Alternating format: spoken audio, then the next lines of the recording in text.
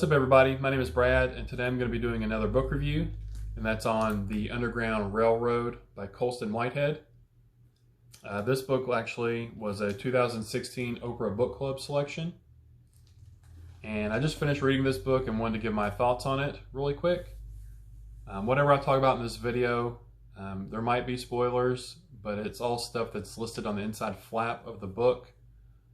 So consider yourself warned if I do happen to spoil anything by accident. But this book follows the story of Cora. She's a slave who works on a Georgia plantation picking cotton, and it follows her journey as she escapes on the Underground Railroad. And there's sort of some fantastical realism elements to this book, in that the Underground Railroad just isn't a metaphor, but it's a literal Underground Railroad. It never mentions in the book specifically who built it, but it sort of hints that, in my opinion, that the slaves dug out all the tunnels and laid out all the tracks and built all the stations and things like that. But there's station masters, engineers, conductors, physical, actual trains and train cars on these underground tracks and tunnels that lead from the south up north, and helping aid in the escape of the slaves as they can get further north to the free states and even Canada and things like that. Like I said, I really enjoyed this book. It does a great job of showing the horrors of slavery and just how awful it really was. This is all pre-Civil War, but it does take some historical liberties. It does talk about the Tuskegee experiments in here, which isn't really in the right time frame, but these are listed in here as well in portions of the book. And really the book just shows how awful black people were treated and discriminated against during that time frame by the whites.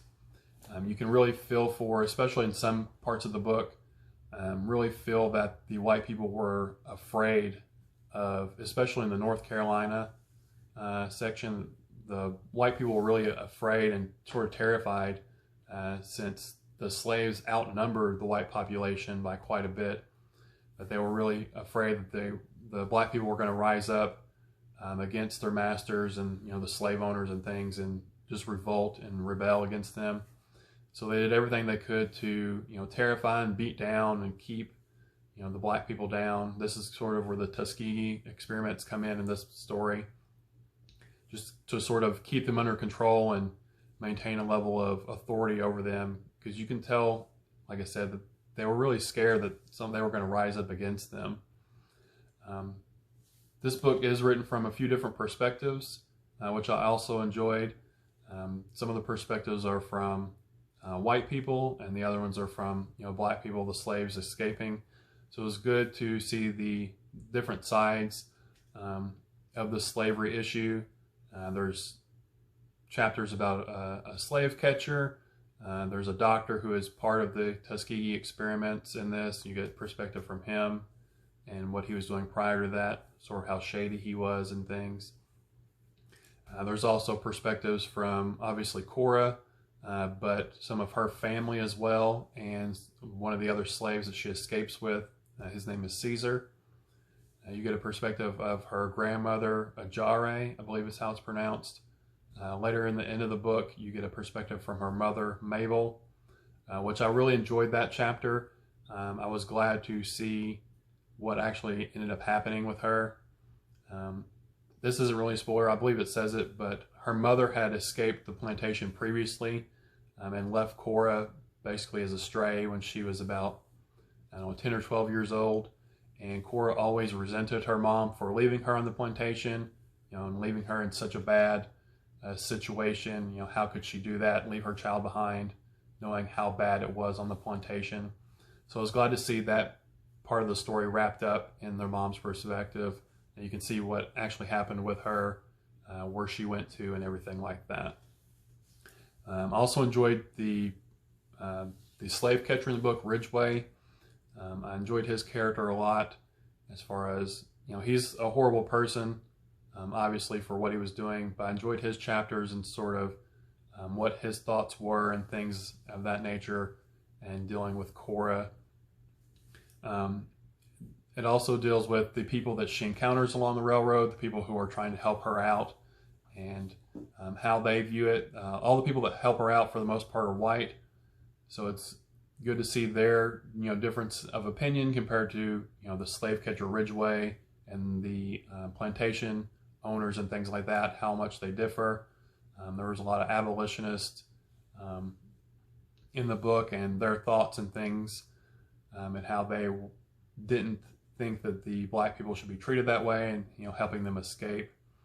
And there's some perspectives, chapter perspectives from them.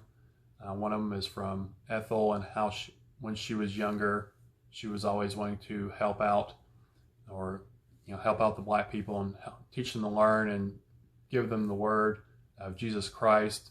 And she thought that would help save them and things like that. But overall, I really enjoyed this story. It was really fun. Fun's not the right word. It was a really good look at the horrors that the slaves went through, the different atrocities, and just how they weren't really even treated like people. They're just property, treated like animals, some of them worse than animals. So it's eye-opening. You learn about slavery and stuff in school. This takes it a little bit deeper, and all the things that they went through.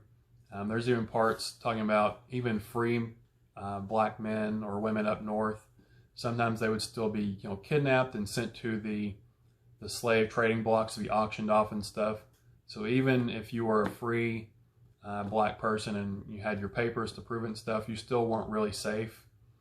You could still just be kidnapped and sold off into slavery anyway.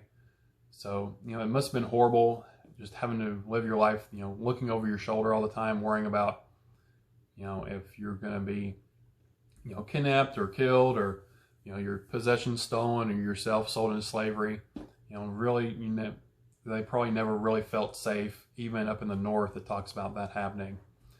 This is, like I said, it's all pre-Civil War stuff, so slavery was still a big thing, and we hadn't fought the Civil War over abolishing slavery yet.